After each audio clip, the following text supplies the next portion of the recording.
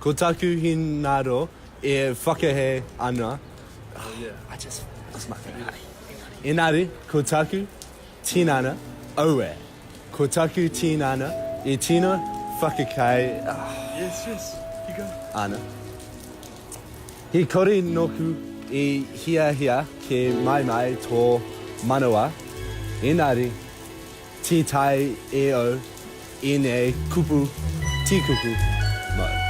He ahara te he. Yeah! Woo! O te tuki miri. Okay. Yeah, tuki. He aha te he.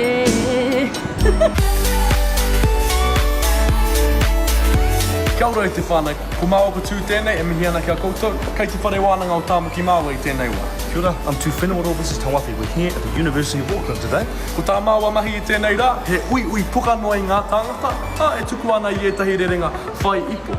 Kia Our ora. mission today is to get as many people as we can, possible, say a few Māori pickup lines. Ua ke tātou. Let's go. Kia ora whānau, I'm here with the darkness himself, RJ Ratu. How you doing, buddy? This is a social experiment. We're trying to promote Te Reo Māori throughout the campus. We're trying to get as many people as we can around the campus using Māori pickup lines. And what you need to do is learn, we'll teach you the Māori pickup line and then you deliver it to the camera as if that would be. Is that fine with you? Okay. Okay? We'll take it nice and slow, okay? You know how to say this one? No? So, it's hua hoki. Oh, okay. But we're here today because I want to see how much game you've got in Te Reo Māori. He tino morotu koe. Are we ready? So ready. Really ready? Really ready. I mama I te wā, I taka I koi, I nama I rangi. No! Bjorn, I want you to look into that camera, right? Like it's your lover. Ko koe te kirimi ki taku paua. Your future wife's out there, boys. Oh, that's a big bopper. Should we chuck it back in, bro? Yeah, we'll do that, bro. Yeah. Ko koe te kurawa, Raurangi o matakuri ke. o mata paure kere. Yeah, brother! Kia ora. Kia ora. What's your name? Sieke. Kia ora, guys. I'm here with Victoria and Sophia. Yeah. These two are from Germany. Te reka hoki o tuhanga. Oh, I'm going to walk you through it, alright? I don't trust you. We're going to get this perfect. Can I see it first? We're here with Moi at the moment. Ko taku aroha mu, he whānui ki te moana nui aki. We're here with Mosey. Kei te mātāua koe o oku whakaro. Te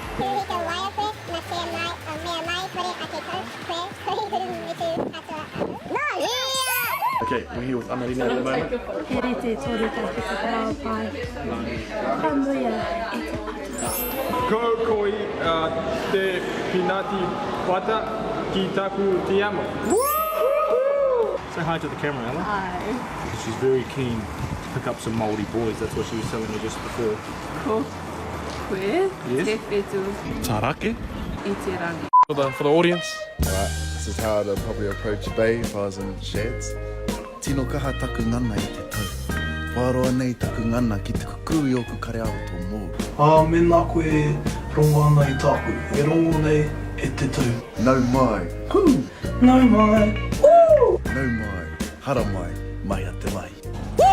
Mahea te mai. Ia te mahi. Ah, baby. Let's get it on. Puka. Anō ki ora.